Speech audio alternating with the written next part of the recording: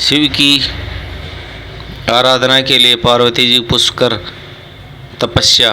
ब्रह्मा जी कहते हैं, देवेश्वर तुम्हारे चले जाने पर प्रफुल्लित चित्त हुई पार्वती ने महादेव जी की को तपस्या से ही साधन माना और तपस्या के लिए ही मन में निश्चय किया। तब उन्होंने अपनी सखी जया और विजया के द्वारा पिता हिमाचल और माता मेनका से आज्ञा मांगी। पिता ने तो स्वीकार कर लिया, परंतु माता मेना ने स्नेहवश अनेक प्रकार समझाया और घर से दूर वन में जाकर तप करने से पुत्री को रोका।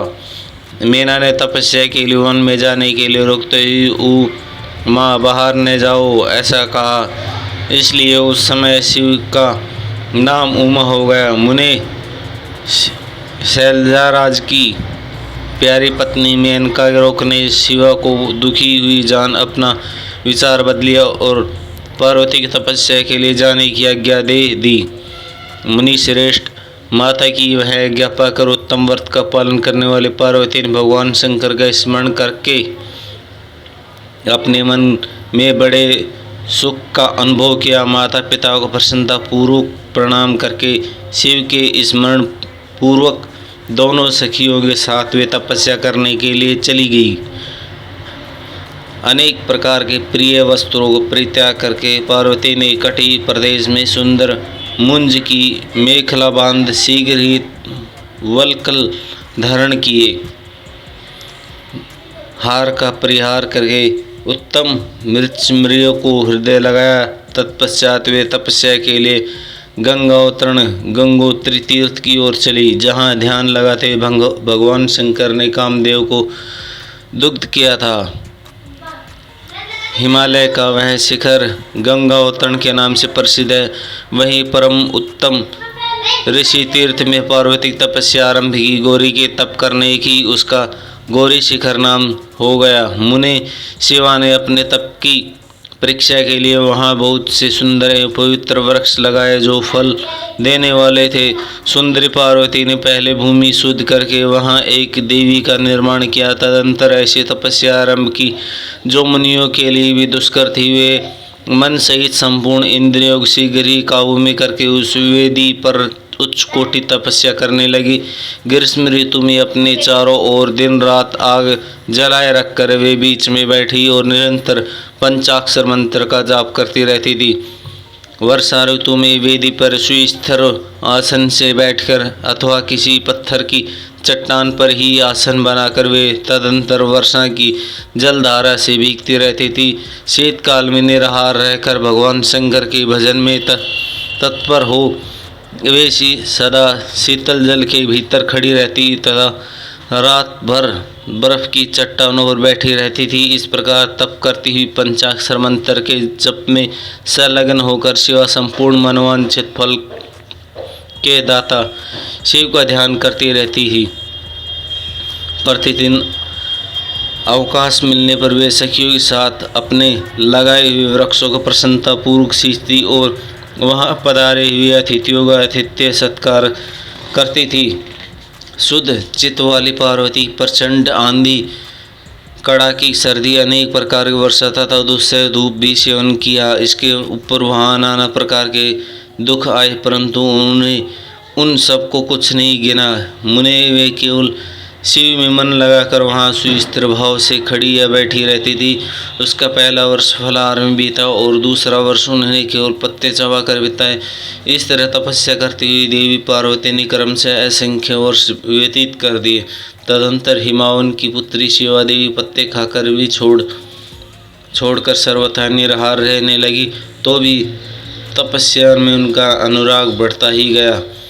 हिमाचल पुत्री शिवा ने भोजन के लिए प्रण का भी परित्याग किया, इसलिए देवताओं ने उनका नाम अपर्णा रख दिया। इसके बाद पार्वती ने भगवान शिव के स्मरण पूर्वक एक पैर से खड़ी हुई पंचाक्षर मंत्र का जप करती हुई भारी तपस्या करने लगी। उनके अंग चीर और वल्कस से ढके थे। वे मस्तक पर जटाओं समूह धारण किए रहती थी। इस प्रकार शिव के चिंतन में लगी हुई पार्वती ने अपनी तपस्या के द्वारा मुनियों को जीत लिया।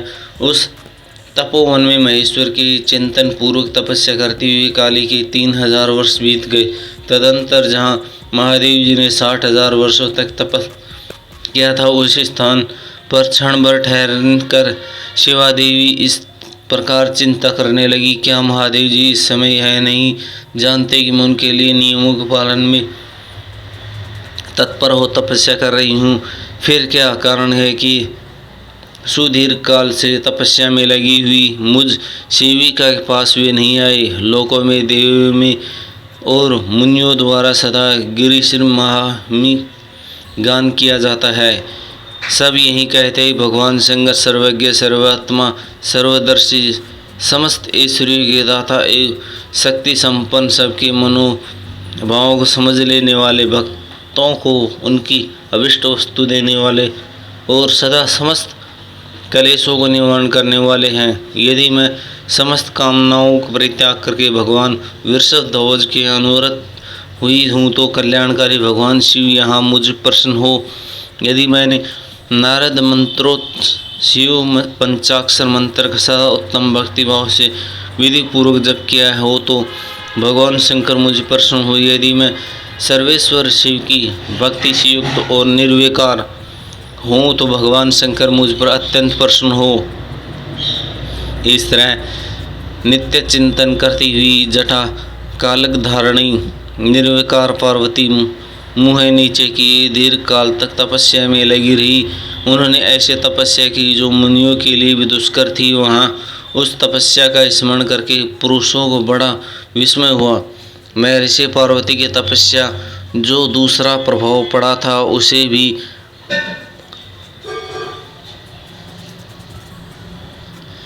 इस समय सुनो। जगदम्बा पार्वती वह महान तप परम आश्चर्य था, जो स्वभावतः एक दूसरे के विरोधी थे। ऐसे प्राणी भी उस आश्रम के पास जाकर उनकी तपस्या के प्रभाव से विरोध रहित हो जाते थे। सिंह और गो आदि सदा राग आदि दोष से युक्त रहने वाले पशु भी पार्वती की तप की महिमा से वहाँ परस्पर बाधा नहीं पहुँचाते थे। मुनि श्रेष्ठ उनके अतिरिक्त जो स्वभावतः एक दूसरे के वैरी वे चूहे, बिल्ली आदि एक दूसरे जीव भी उस आश्रम पर कभी रोष नहीं, विकार से युक्त नहीं होते थे।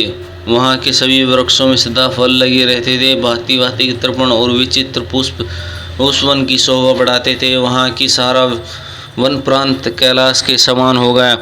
पार्वती की तपस्या की सिद्धि का साकार रूप बन गया।